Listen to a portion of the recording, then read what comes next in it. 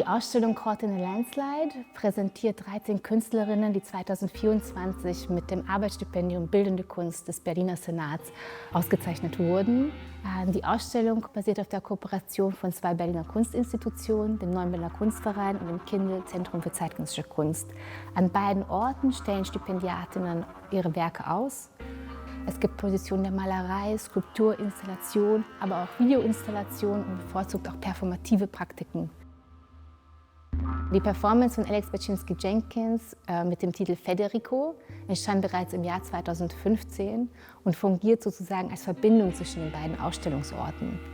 Die Performance wird einerseits als Finissage am 4. Mai im Neuen Berliner Kunstverein aufgeführt, aber auch am Finissage-Wochenende des Kindl am 5. Juli. Der Titel Caught in a Landslide entspringt einer Zeile des Songs Bohemian Rhapsody der Band Queen von 1975. Und da heißt es direkt zu Beginn: Is this the real life? Is this just fantasy? Caught in a landslide? No escape from reality?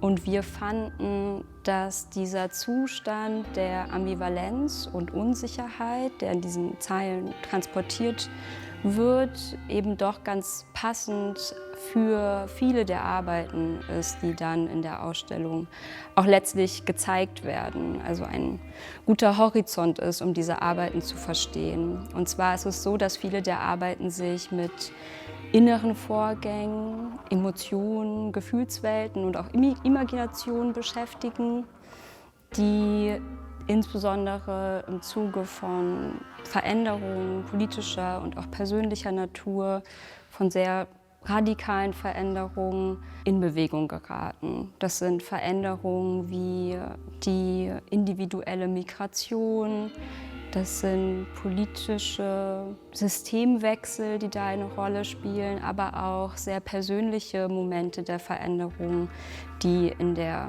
Pubertät beispielsweise stattfinden.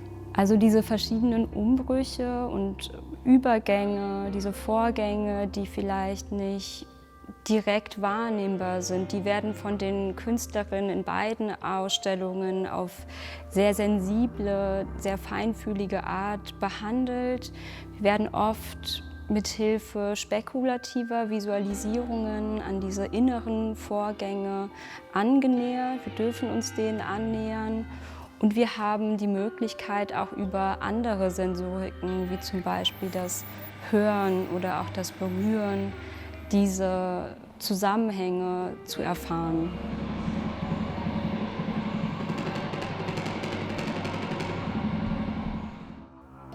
Sobald man die Ausstellung betritt, nimmt man viele Eindrücke wahr. Das sind zum einen die Soundebenen unterschiedlichster Arbeiten, nicht nur der Soundarbeit.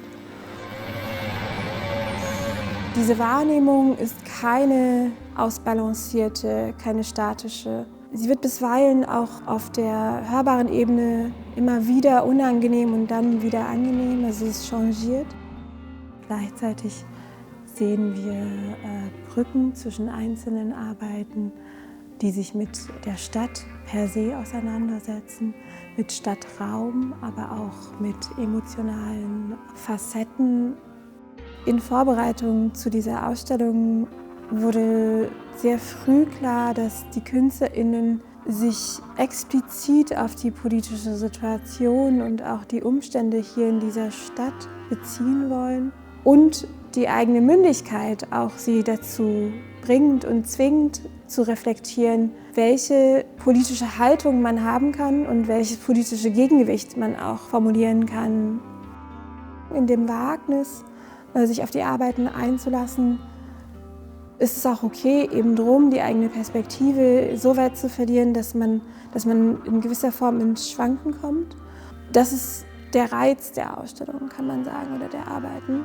Und das Schwanken kann aber unterschiedlichster Form sein. Also wir sind auch oftmals verhaftet in der Zirkulation, in der Wiederholung.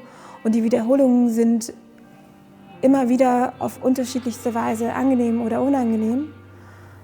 Und bestenfalls haben wir durch die Ausstellung die BesucherInnen geleitet, die rausgehen mit einem Gefühl der Komplexität von Themen und von Kunstwerken und vielleicht auch des eigenen Daseins, wenn man es etwas pathetischer formulieren möchte.